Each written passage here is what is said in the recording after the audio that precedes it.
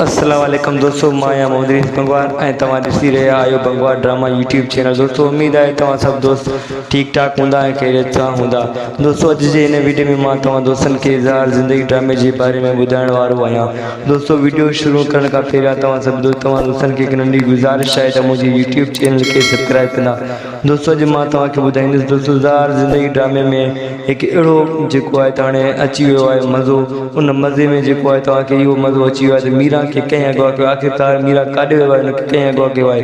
तव्हां सभिनी दिमाग़ में इहो ई सोच आहे। पहिरियों दोस्तों मां तव्हांखे इहो ॿुधाईंदुसि, तव्हां पंहिंजो कमेंट में राय ज़रूरु ॾींदा, वधीक मां बि तव्हां पहिरियों दोस्तों ईअं बि थी सघे थो जेको आहे त पंहिंजो भाउ हुनखे अॻुवां कयो आहे, हुनखे तलाक वठण लाइ लुकमान खां, या हुनखे ओठो अॻुवां कयो आहे, या मूंखे इहो पक आहे त हिनखे कमाल खान ई अॻुवां कयो आहे। छो त कमाल खान पंहिंजे साज़िशनि जे करे आहिनि, पंहिंजे कामयाबी जे लाइ जेको आहे त हिनखे अॻुवां कयो आहे। उहो वरी कीअं पहिरियों दोस्तों मां तव्हांखे जेको आहे त ओठो ऐं रईस गफ़ार खान विच में दुश्मनी कराइण थो चाहे। इन हिसाब सां मतिलबु इन मीरा खे अॻुवां करे हिन जे विच में जेको आहे हाणे दुश्मनी पैदा कंदो जेको आहे तो रईस कमाल खान हिन में फ़ाइदो थींदो। उहो वरी कीअं त रईस गफ़ार खान मारिजी वेंदो, मतिलबु मिल्कियत जो मालिक रहे जेको आहे त जेको आहे कमाल खान थींदो। अहिड़े हिसाब सां जेको आहे त हाणे हिन दुश्मनी में जेको आहे त इहो दुश्मनी करायो आहे कमाल खान। वधीक तव्हां पंहिंजे कमेंट में राय ॾींदा ऐं ॿुधाईंदा इहो जेको आहे त हिनखे कंहिं अॻुवां कयो आहे। महिरबानी दोस्तों, अल्लाह पाक तव्हांखे ख़ुशि रखे ऐं सलामत।